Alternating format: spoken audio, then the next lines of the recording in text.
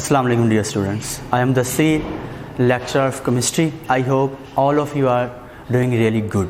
May Allah keep us safe and sound in a critical condition. Dear students, chapter number 3 का जो आज हम lecture deliver करेंगे, lecture number है 28. That is about question number 18. Exercise के numerical हम solve कर रहे थे और आज जो हमने सॉल्व करना है वो क्वेश्चन नंबर है 18.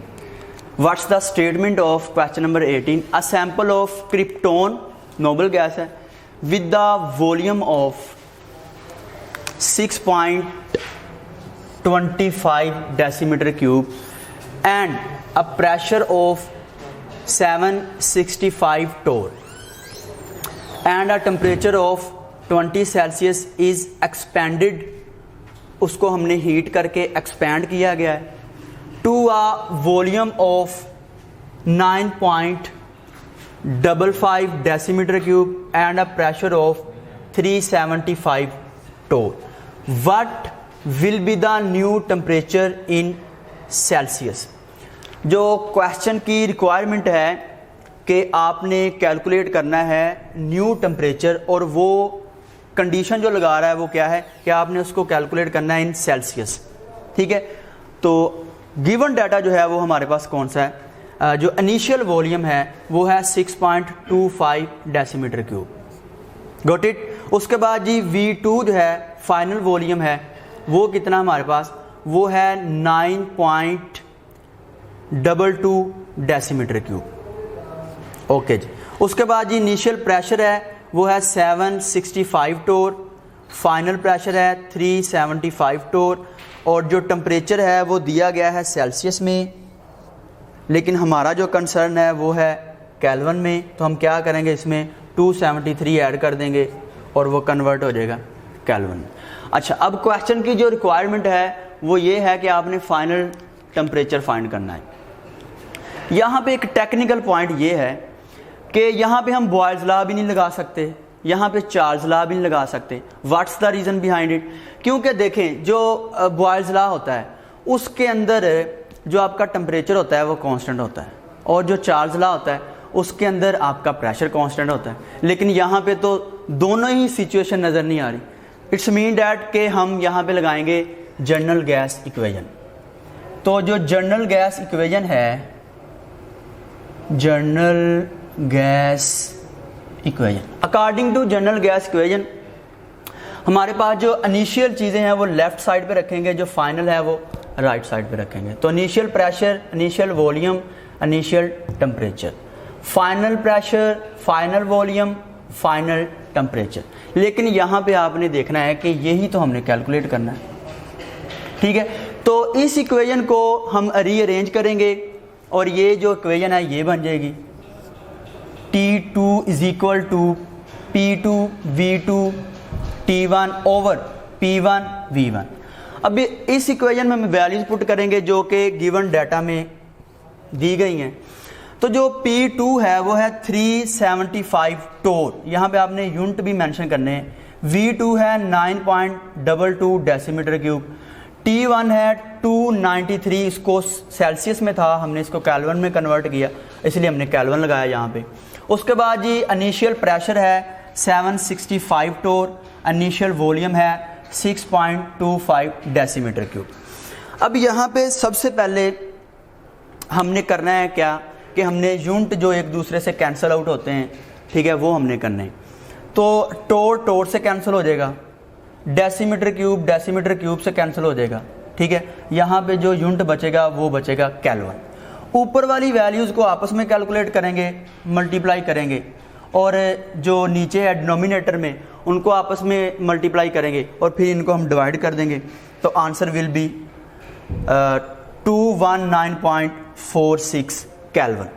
अच्छा, उसके बाद हमने यहाँ पे सीखा कि जब सेल्सियस में टेम्परेचर हो उसको केल्विन में लेके जाना हो तो हम उसमें प्लस करते हैं 273. Got it. लेकिन अगर टेम्परेचर सेल्सियस में अगेन हमने कैलकुलेट करना है तो हम क्या करेंगे, फिर हम 273 में पहले करते थे प्लस, फिर हम क्या करेंगे उसमें से माइनस कर देंगे, तो वो जो वैल्यू है वो सेल्सियस में आ जाएगी. ठीक है। You can also calculate in Celsius and you can also calculate in Kelvin, it's up to you. उसके बाद जी क्वेश्चन नंबर 19, ठीक है जी। इसकी मैं स्टेटमेंट पढ़ लूँ पहले। Working at a vacuum line a chemist isolated a gas in a weighing bulb with the volume of 255 centimetre cube. एक केमिस्ट है, उसने गैस को अलहदा किया है, आइसोलेट किया है। उसका वॉल्यूम कितना है जी? उसका वॉल्यूम है 255 centimetre cube at a temperature of 25 Celsius, ठीक है। टेम्परेचर सेल्सियस स्केल में दिया है। कितना टेम्परेचर जब वो गैस को आइसोलेट कर रहा है, उसकी सेपरेशन कर रहा है, तो जो टेम्परेचर वहाँ पे उसने जो एक्सपेरिमेंट किया है वो टेम्परेचर कितना है? 25 सेल्सियस पे उसने गैस को सेपरेट किया। एंड अंडर अ प्रेशर, और प्रेशर कितना वो जब ड्यूरिंग एक्सपेरिमेंट उसने प्रेशर कितना रखा हुआ है? उसने प्रेशर रखा हुआ है 10 टोर, ठीक है। गैस इज वेट 12.1 मिलीग्राम, और उसने जो गैस कैलकुलेट जो है सेपरेट की है, उसकी जो आइसोलेशन की है, उसका जो वेट है वो कितना है? 12.1 milligram. What is the formula mass of this gas? जो उसने गैस एक्सपेरिमेंट करके उसकी जो सेपरेशन की है under given condition temperature and pressure, वो कहता कि उसका जो मास है वो 12.1 मिलीग्राम है। तो what will be the gas? वो गैस कौन सी होगी वो हमने देखना है। वो हम कैसे उसको देखेंगे? अगर किसी भी गैस का मोलर मास दे दिया जाए ना, जैसे मैं मिसाल के तौर पे कहता हूं कि आपके पास 32 ग्राम है जी आपके पास, आप कहोगे कि सर ये तो ऑक्सीजन का होता है। मैं कहता हूं 16 ग्राम पर मोल है, आप कहेंगे कि सर ये मीथेन होती है।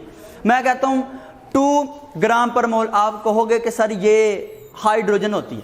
इस तरह से वो कह रहा है कि इसका जो इतने मिलीग्राम आपने गैस जो वेट की है उसका मोलर मास क्या होगा, ठीक है जी। अब देखें कि यहां पे चूंकि मास पूछ रहा है, हमें वॉल्यूम उसने दे दिया है, प्रेशर उसने दे दिया है, टेम्परेचर उसने सेल्सियस में दिया है, उसको हम केल्विन में कन्वर्ट करेंगे, ठीक है। और जो आइडियल गैस कांस्टेंट है, ये फोकस इस पे आपने करना है जरा, कि ये जो आइडियल गैस कांस्टेंट है वो है 0.0821। यहां पे जो यूनिट है उसके ऊपर आपने जरा अच्छे से फोकस करना है। वो है एटीएम डेसीमीटर क्यूब पर मोल पर केल्विन। अब यहां पे एटीएम है और डेसीमीटर क्यूब, लेकिन जो हमें ऊपर आपने अब फोकस करना है कि जो ऊपर वॉल्यूम दिया है वो सेंटीमीटर क्यूब में है। इसलिए चूंकि आइडियल गैस कांस्टेंट में यूनिट आपका एटीएम और डेसीमीटर क्यूब है, वॉल्यूम का यूनिट डेसीमीटर क्यूब है, इसलिए मैंने इसको किस में कन्वर्ट किया? मैंने इसको डेसीमीटर क्यूब में कन्वर्ट किया। यू नो वेरी वेल कि 1 decimetre cube is equal to 1000 centimetre cube. तो चूंकि centimetre cube is a smaller unit, decimetre cube is a large unit, तो जब भी स्मॉलर यूनिट से लार्ज यूनिट की तरफ हम आते हैं तो हम उसको डिवाइड करते हैं। तो इसलिए मैंने 1000 के साथ इसको क्या किया? मैंने इसको डिवाइड किया और वो डेसीमीटर क्यूब में आ गई। 255 को 1000 के साथ डिवाइड किया, 0.255 डेसीमीटर क्यूब आ गया। प्रेशर यहाँ पे आपका टोर में है, इसको हमने एटीएम में कन्वर्ट करना है क्योंकि आइडियल गैस कांस्टेंट में ये एटीएम में है। क्लियर जी। अब डियर स्टूडेंट्स, आपको पता है कि 1 एटीएम में प्रीवियस लेक्चर में हमने इन डिटेल लेक्चर रिकॉर्ड करवाया ये प्रेशर के डिफरेंट यूनिट के ऊपर, ठीक है। तो 1 एटीएम इज इक्वल टू 760 टोर, ठीक है।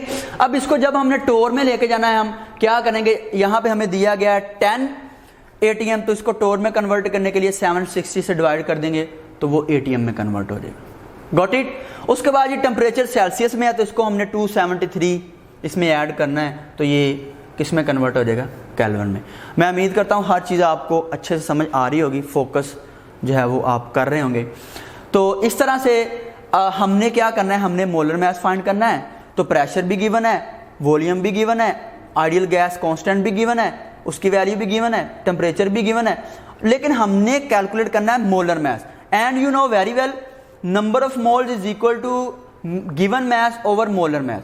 तो n is equal to small m over capital M। तो हम इसकी वैल्यू यहां पे पुट कर देंगे, यहां पे इसकी वैल्यू हमने पुट कर देनी। तो यहां पे जो n की वैल्यू है वो क्या आ जाएगी? Small M over capital M. तो यहाँ पे आ गया। अब चूंकि हमारा कंसर्न मोलर मैस है, ये मोलर मैस है आपका, इधर आपने फोकस करना है, मोलर मैस है। ये क्या है? ये है मोलर मैस और ये है गिवन मैस। और गिवन मैस आपको पता है ये कितना है हमारे पास, वो है 12.1। अच्छा यहाँ पे देखें, यहाँ पे मिलीग्राम में दिया गया, हमने इसको किस में कन्वर्ट करना है? ग्राम में। और आपको पता है कि 1 मिलीग्राम इज इक्वल टू 10⁻³ ग्राम।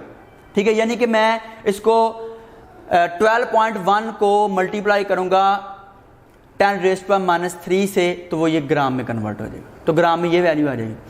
ठीक है, अब हमने सारी वैल्यूज को यहाँ पे पुट कर देना है। मैस हमारे पास ग्राम में 12.1 इंटू 10⁻³ ग्राम आ गया।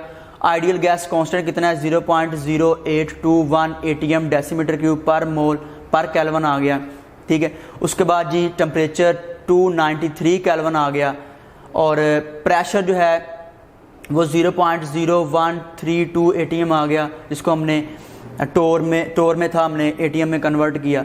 वॉल्यूम जो है वो सेंटीमीटर क्यूब में था, हमने उसको डेसीमीटर क्यूब में कन्वर्ट किया 1000 से डिवाइड करके, तो ये आ गया 0.255 डेसीमीटर क्यूब। डियर स्टूडेंट्स, यहाँ पे सबसे पहले हमने देखना है कि जो यूनिट हैं वो कौन कौन से एक दूसरे से ऊपर वाले नीचे वाले कैंसिल होते हैं। तो आप देखें कि सबसे पहले तो यहाँ पे जो कैंसिल हो रहा है वो है ATM से कैंसिल हो रहा है, डेसीमीटर क्यूब से कैंसिल हो रहा है।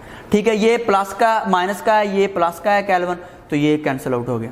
ठीक है, अब जो चीज़ बची है वो है, एक तो ग्राम बचा है और एक बचा है मोल, जिसको मैंने सर्कल किया।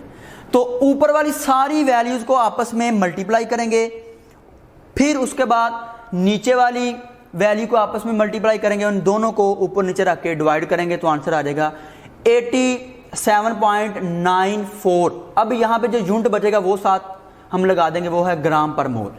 तो ये आपके पास आ गया 87.94 ग्राम पर मोल। ये आपके पास आ गया जी molar mass of gas. Gas का क्या आ गया जी? ये मोलर मैस आ गया। अब this is about question number 18 and question number 19। Dear students, we will discuss about further remaining numericals of chapter number 3 next lecture में। आज के लिए इतना ही। ओके, अल्लाह हाफिज़।